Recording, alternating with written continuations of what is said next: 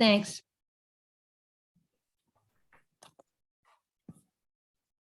Let me know if you guys can see my screen.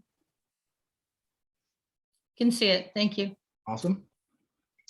Let me see, what am I doing here? So I'm gonna get chat up. So we're going to use chat a little bit for some questions. One thing I like to tell people starting off is you'll see my head turn this way and turn this way. I've got multiple screens up and so forth and so on. So I'm not ignoring you. It's not that big a deal. I like everybody, but I'm trying to capture everything all over the place. The other thing is, as you're going through this, I will have a PDF copy of this presentation. So don't feel like you have to worry about jotting notes down and all that kind of stuff. I'd rather you guys enjoy the presentation and learn from it. And I'll put a PDF into the chat at the end of the call tonight. And then also I've got a couple of handouts. One of them is a Kanban overview that has the high level stuff we're talking about. I'll have a link where you guys can go download that. And then also we'll talk about a getting started guide, and you'll have a link to that as well. One of the things I always try to do, and it's just a taste, is I always like to have more material than I know I can get through, and I'll chase the value a little bit. So if we skip some slides and so forth and so on, I'll just kind of use my judgment. And like I say, if we do skip something today, it'll be in the PDF that comes back to you guys. So again, so start with me. My name is Mike Ritchie. We'll go through that real quickly. I'm a National Agile Trainer at Insight Digital Enablement. There's all of my information. And again, this will be included in the PDF at the end. Feel free to reach out if I can help you personally, or if you feel like there's something that Insight can help you with. I do have to do this, so I'll make an ask of everyone. I won't make you go through the 9 mandatory Who is Insight slides.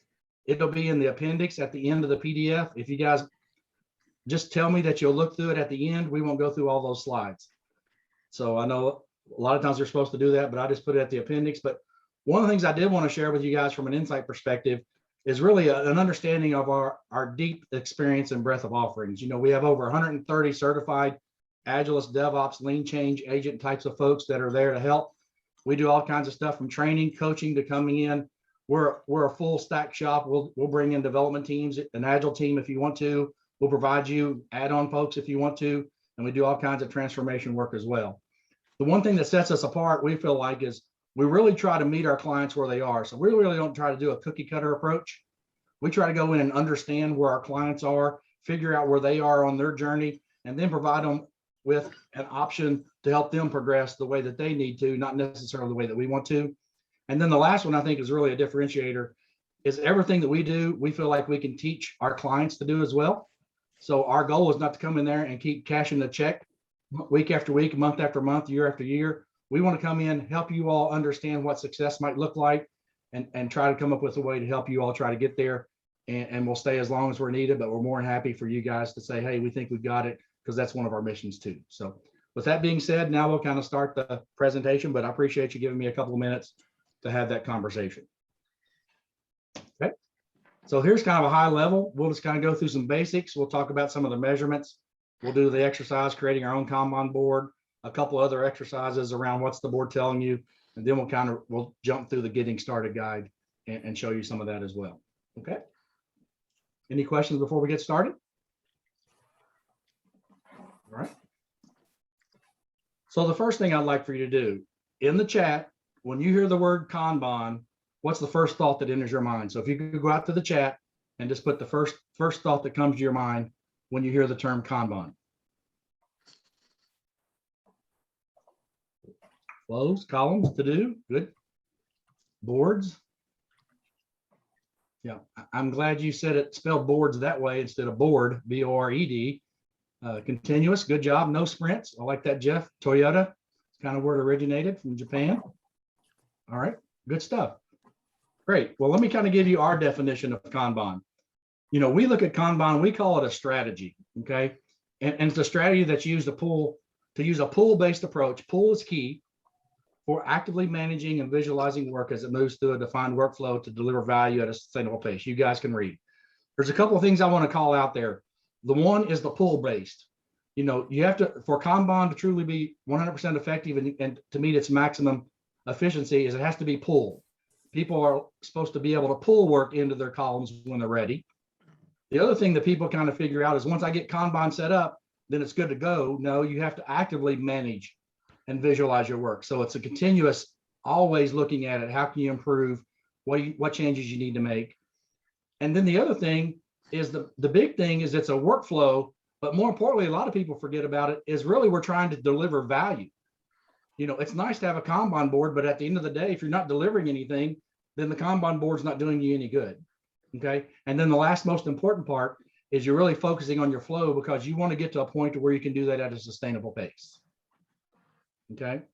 And that's what Kanban allows you to do, is it allows you the flexibility to figure out the way your work is ordered, and it allows you to define your workflow. And it gives you really, we look at Kanban as an improvement tool. Okay. A lot of people will tell you that Kanban is like another option instead of doing Scrum. Really, Kanban, when you look at it at its various forms, it can be laid over top of any way that you're working. Okay. So if you're doing waterfall, you can use Kanban and the workflow parts of Kanban over top of that to improve if you so choose to. There's also in Scrum, there's also a Scrum with Kanban, where they will actually have a class in scrum.org to show you how you can leverage the benefits of Kanban over top of Scrum. So that's one of the misnomers from our perspective, is Kanban is not equal to Scrum. Kanban is not another agile framework. You can leverage Kanban and set it up in such a way that it can maybe help you deliver from an agile way of working, but it's not the same. It's really an improvement processing tool, and that's its truest intent. Okay. So now Kanban really has 4 principles. Let's start going through those real quick. The first one, and I really like this, is start with what you do now. Okay. That's one of the real powers of Kanban. You don't have to come in and really say, hey, we're going to change all these things up, and you have to learn all this new terminology, and you have to figure all these things out. And I know that used to be your job, but here's your job now. So the Kanban allows you to come in and really understand the flow the way it is today, and allows you to start with where you are now. Okay. And then here's probably my favorite. It really, because you start with where you are now, it allows you to respect the current processes, roles, and responsibilities. And where I think the value of that is there's a lot of blood, sweat, and tears. If I'm a practice manager, if I'm in the PMO, or if I'm a development manager, I put a lot of blood, sweat, and tears of understanding the processes that we have in place, what everybody's roles are, and what their responsibilities. And a lot of times, if you come in and you try to turn all that upside down, people get really defensive really quickly. What do you mean you don't need my role anymore? Well, what's my responsibility? We can't change my process. So one of the things that Kanban really tries to do is it allows you to respect those current processes, roles, and responsibilities. And what you do with that, if you start with where you are now, you have respect for what's there today, then you can start making and pursuing incremental small changes. So you'll get your board set up, you'll start observing some things where you could possibly improve, and then you'll make a change to make it better. And then Mike, there's a question in the chat. Okay, go ahead. It says, Kanban is not another agile framework. Can you please explain that more? Sure, I can. Like I said, a lot of people say, if you're not successful at Scrum, go do Kanban. But Kanban in itself is just a workflow processing, board visualization. So you're visualizing your workflow. It doesn't say that you have to be agile in the way that you work. So you can take Kanban and actually put it over top of any kind of process. Okay. And that's the misnomer, because in Kanban, there's some things that you have to define if you want to use it in the agile way of working. You have to define, how's the work getting delivered to the team? Who's doing the work? Who's prioritizing the work? Who's validating the work at the end? If you don't have those answers, then really Kanban is not going to be any more successful for you than Scrum is. Okay. So that's the thing about it, is look at Kanban as its true intent. It's a process improvement tool. It's around understanding flow. And then once you understand flow and you look at the visualization side, then you can understand where your bottlenecks are and make improvements from that perspective. So that's why I call it, it's not an equivalent alternative to like Scrum is from an agile perspective. Did that help? Okay. Yes. Cool. Thank you. Okay. And then the last one is Kanban, in order for it to really hit its stride, is it encourages acts of leadership at all levels. The key word there is leadership. Okay. It doesn't say manager. It doesn't say management, because a lot of times people will say, well, I'm not a leader. Okay. But really Kanban encourages everyone to be a leader, because one of the beauties of Kanban is with its visualization, is if you see a bottleneck or if you see a problem, you have to feel comfortable enough to where you're going to lead the discussion and feel comfortable enough to speak up and be a leader and say, hey, here's a problem. So in order for Kanban to really hit its stride, you really have to encourage acts of leadership at all levels, not just from the manager. Okay. So that's the 4 principles. Now the practices. The first one is visualizing the flow. And really visualizing the flow, that's really the intent behind Kanban. When people hear Kanban, most of the time, I think a lot of people in the comments said when they thought of Kanban, they thought of boards. Really visualizing the flow is really the intent behind the Kanban board itself. Is you're really trying to visualize the flow. By doing that, you're making things transparent and you're building a true shared understanding from everyone of what it takes to get from the beginning to the end to deliver value. Okay, the next one you have to do is you have to be able to limit work in progress. Okay, really what this allows you to do, there's the thing that you can set on an individual column called work in progress limits or work in process limits. It's also referred to as WIP. By putting those limits in place, it allows the developers and the people working on the product and delivering the value, it allows them to focus. Okay, by allowing them to focus, they can concentrate and not have to worry about the loudest yeller. I know I'm working on this today, but my boss told me to work on that. And that's why I say the pull-based approach is really important, because putting those work in progress limits in place, it really allows you to flex the system. But most importantly, one of the comments that we always use is it allows you to start finishing things instead of starting something else. So we want to start finishing and stop starting. Okay. The next thing it does is it allows you to manage the flow. Because you're being transparent, your whole goal is to get a flow that's really smooth and healthy with little or no bottlenecks. If you have that, then that allows you to work at a sustainable pace. And then it allows you to, for goals to get work done through the system faster. And you do that. And that's what I said before in the definition is you're actively managing your flow. You're constantly looking at your flow. Somebody need to go on mute there. Yep. Samuel, do you want to mute yourself? Or Barbara, maybe you can mute him? Oh, thank you. Okay. Sorry about that. Here's the other thing is, one of the things you also have to do is when you come up with a policy around your process, it has to be explicit. That's one of the things we really struggle with is we have all policies inside of our head and they're implied.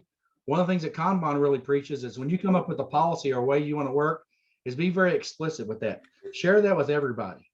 You know, don't just share it with the team, but once you come up with a policy, clearly define it, publish it, socialize it. And then that way it helps shared understanding across everybody involved with not just the team itself, but everybody, you know, on the edges of the team as well. Okay. The next one is very important is feedback loops. This is really an essential part. A lot of folks, I'm not as brash as a lot of people. They'll say if you don't have feedback loops, then you're not really trying. But really it's important because you're being transparent. You're showing people your flow and where your goods and bad parts are, is you really have to ask for feedback. You know, what's not working well for you? How come there's a bottleneck here? Well, what can we do about that bottleneck? And you not only just have to ask feedback from the team working on it, but you have to ask feedback from anybody that could be looking and sharing that board. And that's truly probably the most important thing is that feedback loop. And then lastly, is you have to improve collaboratively. You can't say, well, you know, Sue, you can't say, well, I'm gonna make a change on the board today and not have a conversation with me. And I can't go do the same thing and not have a conversation with Mark. Because you have to look at it collaboratively. You have to look at it with the team, with management, with your stakeholders. And the key thing is if you have a shared understanding of the work and the work is transparent and everybody has an understanding of the explicit policies, then everybody can get together and have a really good conversation and truly figure out what's the next best improvement that we can make. And that's what Kanban really brings to the table. Okay.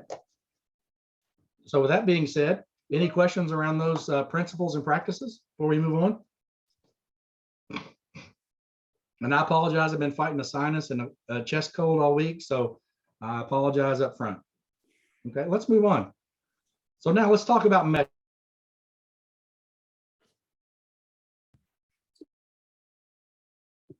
I think you've hit the mute button, Mike. Mike, you're in mute. Mike, Yes. you didn't do that. I'm so sorry. I muted you. Somebody was trying to get into the room and instead of hitting a admit I hit a mute and you were right there. So I apologize. I appreciate it. I can take a hint. Sorry about that. So let's talk about metrics. Really, there are 5 metrics that we want to start out. Again, there's tons of metrics and they're very complicated metrics, but to get started, here's the 5 we like to talk about. So the first one is throughput. And really that's the number of items that you get from beginning to end through a period of time. Okay. The next is lead time. Okay. Lead time is the amount of time between somebody asks for it. So basically when an item gets on your board by a customer until it's finished. Okay. The next one is cycle time. And that's when the actual team starts working on an item to when it's done. And I like to pause here. I tell people when they're having a conversation with somebody and they're talking about lead time and cycle time, those two are often interchanged. And some people, their definitions get crossed. I always tell everybody when you're having a conversation around lead time and cycle time, stop, take 10 seconds and ask somebody what their definition of that term is. Because if you're using those metrics, if you're using the term lead time and you're really talking about cycle time, you're promising that you're going to get something done a lot faster and vice versa. So always stop and have the conversation, because lead time is when the customer asks for it and it goes on your board to when it's actually finished. Cycle time is not when it goes on the board, but it's when actually the team starts working on it. That's when you start the cycle time clock and you stop it when it's done. So have that conversation. It saved me a many of time. Okay, the other 2 metrics we have is work in progress. I talked about work in progress limits on a column, but really there's a work in progress metric. All it is saying everything that's in your doing column, everything that you're currently working on as a team, but has yet to be completed. Okay, and it's simple as that, but that's probably one of the most abused metrics, because people don't want to tell you that, hey, I'm working on 20 things. They want to go, no, I'm really focusing on 2. So that's a very valuable metric, is to say at any point in time, how many things are currently in progress, but yet have not been finished. That is work in progress from a metrics perspective. And then the last one is work item age. Okay.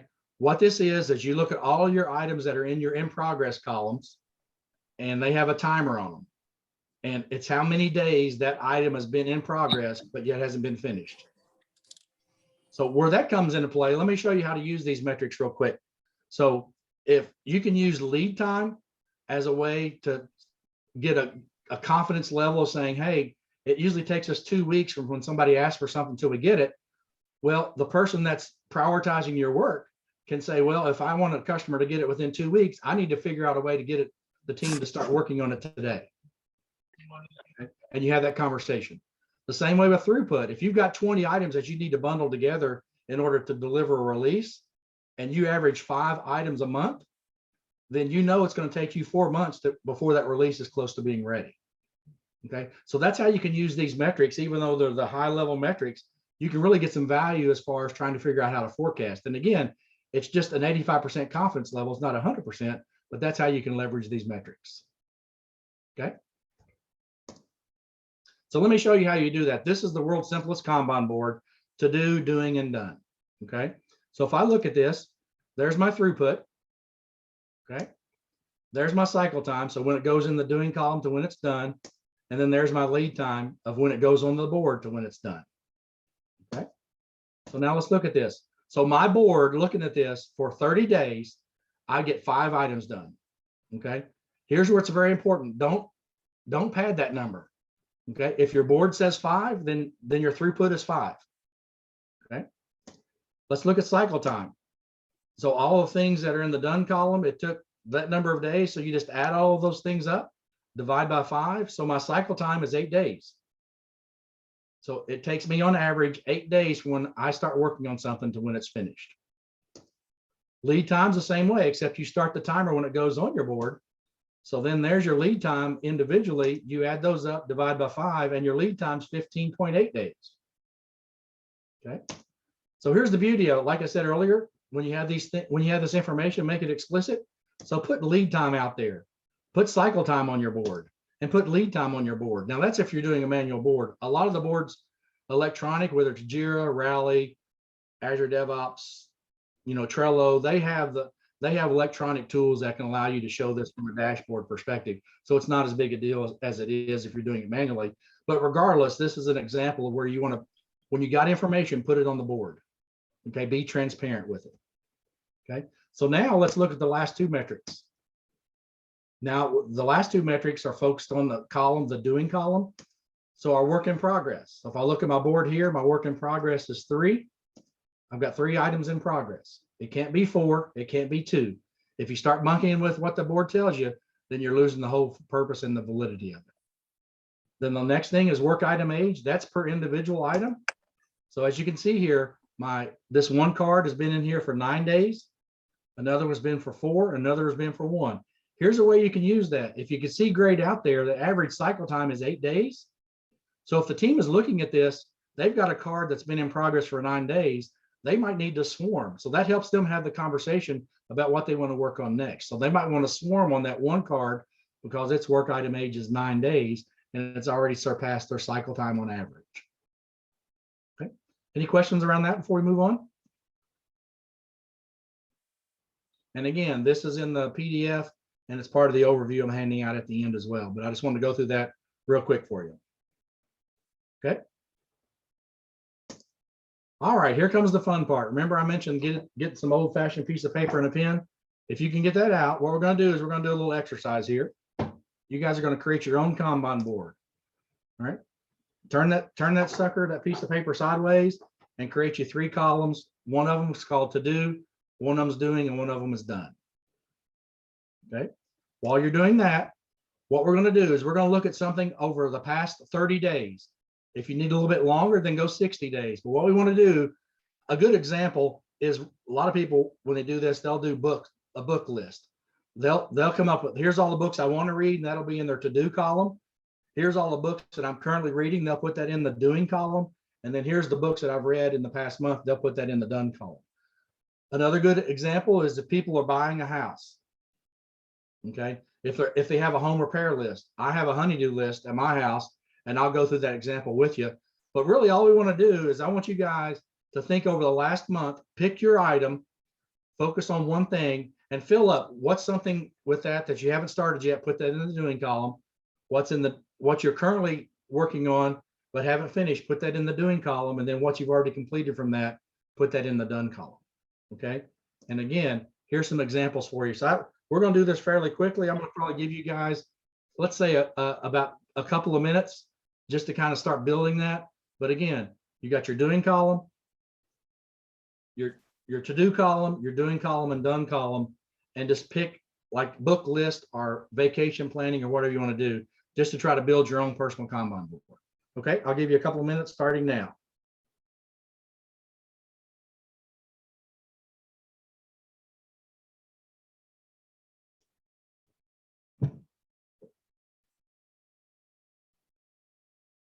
I'll even play you all some music while you're doing it. How's that?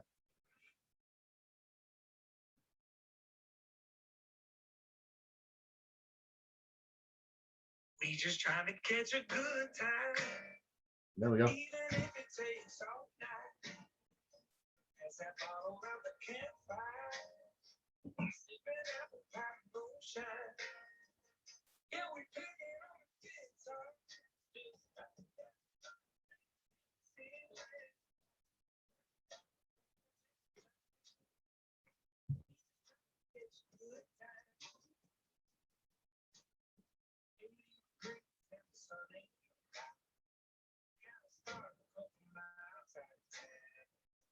Okay, we got about 30 seconds left. And don't worry about making it perfect. I just want you to kind of start getting used to seeing what a Kanban board would look like with the 3 columns.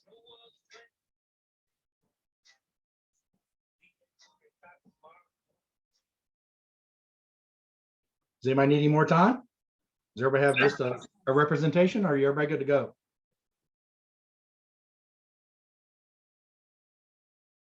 Okay, I'll take silence as acceptance.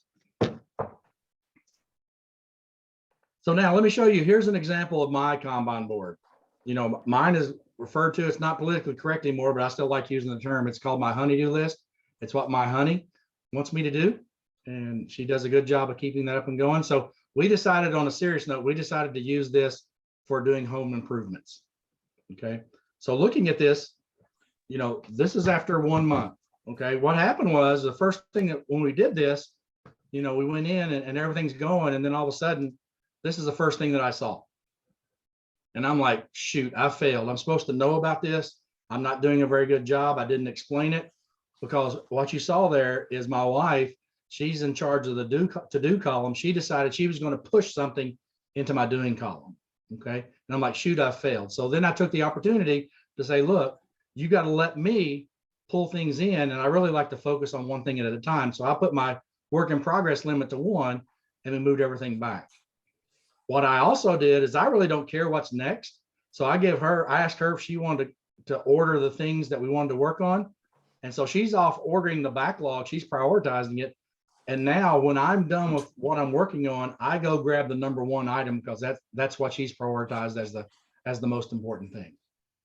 Okay. And that's when we really started to move, because I get to work on one thing at a time. When I get finished with that, I know she's got her list prioritized, and I just go grab number 1, and we don't have to have a huge debate about what's next. I just let her take that and own the prioritization, and she likes that.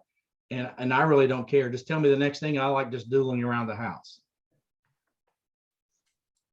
Okay. So now looking at my done column. Okay. And I'd like for you guys to go over here in your done column. How many things do you have in your done column? Put that in the chat. Okay. Rob has 2. Good. Philip with 2. Hey, you're getting stuff done. Ari has 3. Doug has 1. Cool. Awesome. We'll keep putting those out there. That's great. So what I want to ask out there is, who do you all think's the best? Okay, we had some 3s out there. We had some 1s. We had some 2s. I think I saw 4. But I asked that facetiously because you can't compare one person's Kanban board to another person's Kanban board, just like you can't compare Scrum teams. Okay, you have to have the conversation. 1 might be better than 3 in this case, depending upon how the work's broke down. So don't get in the habit of looking at a Kanban board for one team and a Kanban board for another team and making assumptions based upon just the pure number itself. Okay, the next thing I'd like to do is I'd like for you guys to put in the chat number of items in the doing column. How many items do you have in your doing column? 3. Awesome. 1, Julie. Good. 3. Okay. Jeff has 1. So again, you really want to, I can't say that 3 is right. I can't say that 1 is right. I can't say that 5 is right. But one of the things you want to do is you want to put a limit on what you're working on to allow yourself to focus. I had a colleague of mine, I did this with him, and he had 8 books that he was reading at one time. And after looking at it, he's like, well, no wonder I can't remember all the stuff. I'm reading too many at a time. So he lowered it down to where he was only reading 2 books at once, and he found a lot of value with that. So you have to make that conscious decision yourself of what's the right number to have in your in progress column, because focus is important. And that context switching, sometimes you'll lose a lot in the mix, switching from one thing to the other. So again, you have to make that decision yourself of what's the right number. Okay. But for me, my cycle time is I get, on average, if you look, I get 4 items done a month. So I average getting 1 thing done a week. Okay. So if you go back and you look at how many items you have in your done column, okay, divide that into 30, okay, because we're doing it for 30 days, that will tell you what your average cycle time is. Okay, pretty straightforward. Okay, and what can happen here is, like I said before, my cycle time is 1 week. So my wife knows that if she wants number 5 to be done a week from now, she has to figure out a way to get it up to number 1, because I'm going to work on those in priority order, and I'm probably not going to get to that for 4 or 5 weeks. So that's how you can leverage cycle time. Okay. So now let's look at these. Everything's going great. And here's the problem. I found my first bottleneck. when I'm working on something, I'm sure there's a lot of guys on here and I won't call anybody out, but I have every tool known to man. Okay, it's either in my basement, my friend has it, it's in my garage, but most importantly, I usually can't find it when I need it. So what I found myself doing is when I started working on something, I had to make a trip to Lowe's. Well, Lowe's is 35 minutes one way for me. And the problem I have is when I go to Lowe's for a $10 part or tool, I wind up spending 200 bucks. Well, that became a problem real quick. First of all, I had to take the time out and go do it. So what my wife and I did is we said, hey, let's bottle these things up and let's wait till we get 3 items in here. Then you go make your Lowe's trip and you buy the parts that you need for 3 jobs instead of just 1. And that eliminated a lot of waste. I didn't spend $600 over the course of fixing 3 things. And I didn't spend an extra 35 minutes each way for each thing that I did. But the Kanban board showed us that because I was having to stop and go out to Lowe's every time before I started working on something. So that's how we inspected the board. And we actually set another column up and called it Lowe's for that purpose. Okay. Now, one last thing.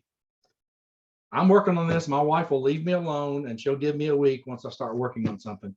But how many of you guys feel like if the pipes are broken in my kitchen, that my wife's going to say, well, I know, honey, you just started working on that today. I'll come back and bug you about the pipes getting water all over the kitchen about 7 days from now. That's not going to work.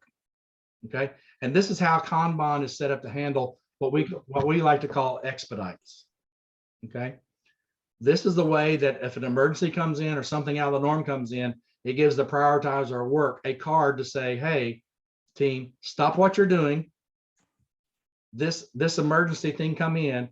You got to figure out as a team how to get that through the workflow as fast as possible. And then once you get it through that workflow, then you can go back to working the way that you are.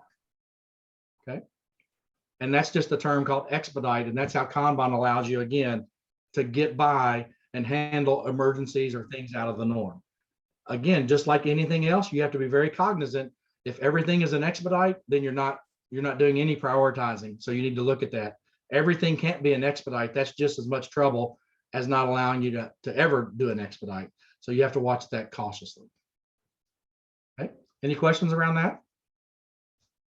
But that's just my example. Any questions around your Kanban board? And I've had a lot of people that continue to use Kanban boards when I talk to them, 4 or 5 or 6 months later. It's a very good tool. It's an easy way to be transparent with what you're working on and what you've got left to do. Okay. Any questions? I'm working at a pretty fast pace, so stop me if you have questions. Here's another exercise. We'll go through these very quickly. Like I said, the key thing is reading the Kanban board and letting it tell you what's going on. Okay. So let's look at this board. This board is after 30 days. This is a team's board. They have a bunch of stuff in the backlog. They have 1 thing in progress and a couple things in done. Somebody speak up here if you want to. What's this board telling you? Anybody like to offer? Too many wish list. Yep. A lot of work waiting to be worked upon. Good. So the key thing about it is when the board tells you something, now you have to get together as a team and collaborate and improve. Is what if we did this? Maybe there's just too much stuff in the backlog. So let's create another column and let's move the top 3 things in there. And so we can work on getting things ready for the team to work on. So maybe there's just too much in the backlog and the team doesn't know what to work on. So that's a good example. Okay, Philip, you have a question just to go backwards a little bit. How do you avoid everything being labeled as an expedite or emergency? It's, again, remember back to that leadership comment I made earlier, is you have to be comfortable talking to, usually an expedite and emergency is probably coming from someone of authority. You got to figure out a way to have that conversation and say, here's the reasons why we can't do an expedite. We're getting stuff through, but we're wasting a lot of time, we're wasting a lot of energy, and we're really increasing the cycle time for our other work because we are always stopping and starting new work that's coming in as an expedite. So what processes can we put in place to be better prepared? So the next time something comes in, it's not an expedite, it's just moved to the top of the list for the team to pull in when it's ready. Okay. Good answer there, Shiv, about have policies around what can be expedited. That's another great answer. Did that answer your question, Philip? Yes, I did. Thank you. Awesome. Let's look at a couple more of these. Here's another one. The team's been working on this in 30 days. They have a bunch of stuff in progress, but nothing done. Okay. I'm going to go through these pretty quickly just for time. What we could do here is maybe our in progress column is just, we don't know what's in progress. So maybe we can split that up and we can understand what's being done by the development team and what's needing to be tested. Okay, so we can set that up, move things accordingly. And now we can go back and inspect our board after another month and see, is it a problem with the coding side of things, or is it a problem with test? So that's one thing that we can do. Okay, in this one here, after 30 days, nothing has been done, nothing's ready to test. One thing's in development, 3 things to do. The first thing that jumps out here is a lot of times, and I put this out here on purpose, a lot of times when somebody puts a WIP limit out there, their first inclination is to always put a 1. We're only going to work on one thing at a time, no matter how many people we have. Okay. Well, in this case here, maybe they need to move the WIP limit to 3 to allow more things to be flowing through the system. And WIP limit of 1 is just too low. Okay. In this one here, okay, there's a bunch of things done, but for some reason, I don't think anybody's going to jump up and say, hey, I love getting stuff through the release process and get it into production. But this case here, what you could do is you could set up a column that says schedule for release.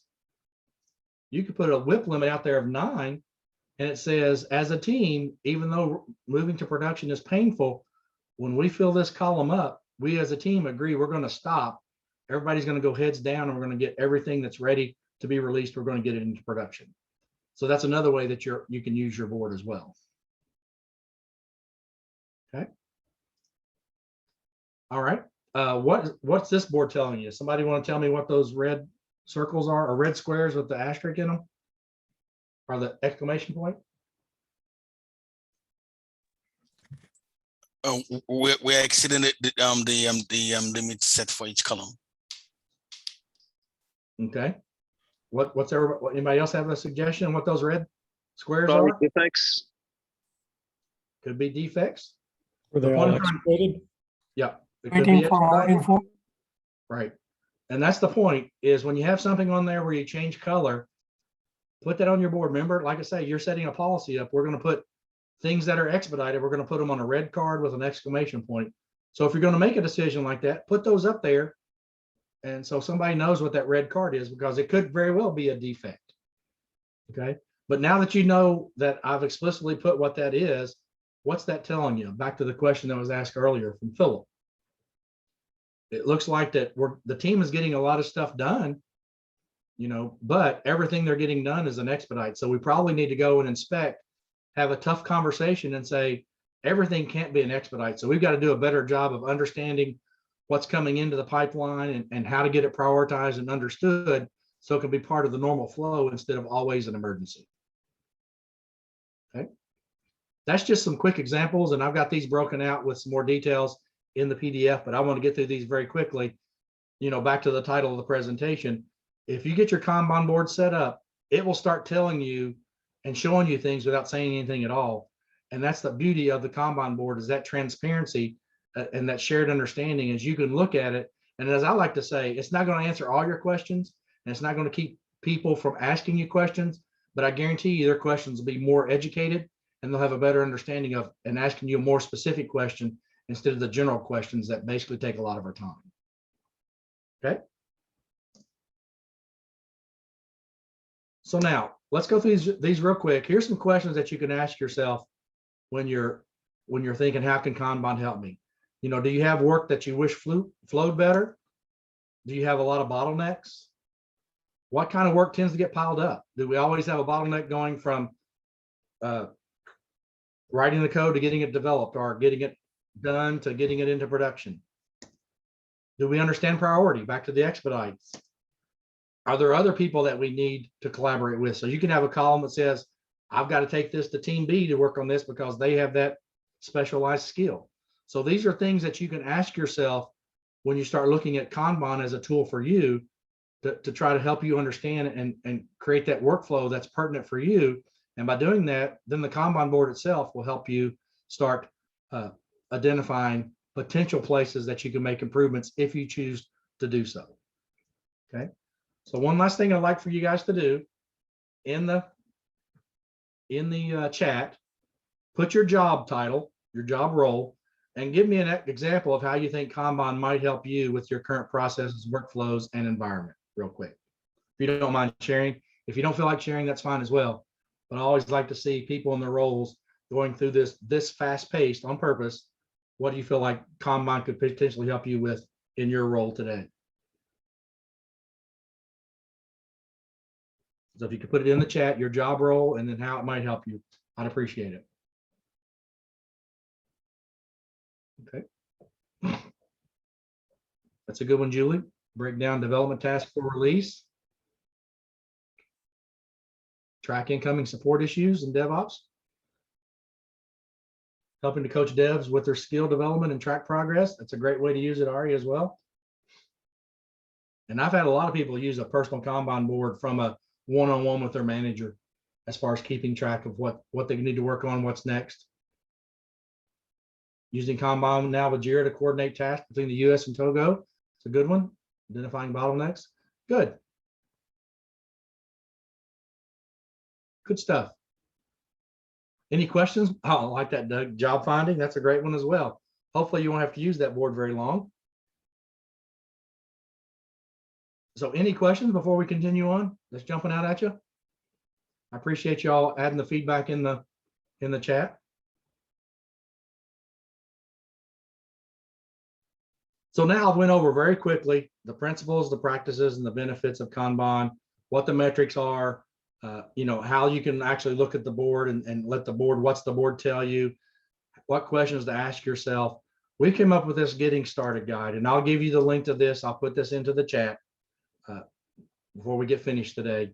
But we've come up with a getting started guide that we think can help you set up and start using Kanban to its fullest. Okay. We've identified 6 steps. This isn't the only 6 steps, but these are the 6 steps we feel like if you can get through these steps as quick as possible at your pace of change, then you've got a pretty good chance of using Kanban to its truest extent and being successful. Okay. So the first one is visualizing your workflow. Okay. Getting started. Here's the one that always trips people up. When I go in to help a client, they'll say, okay, we want to do Kanban, but we have to really look at it for 3 months to really figure out what we want to do and get our board perfect. When you set up your Kanban board for the first time, we're not looking for perfection. Okay, we're just looking for progress. So have a 1-hour conversation with your team. Try to get a shared understanding and set up a board, and then agree to use it. And then the board will start telling you where you need to add tweaks, maybe divide columns, remove a column, put in WIP limits, things of that nature. But get started. Okay, that's number 1.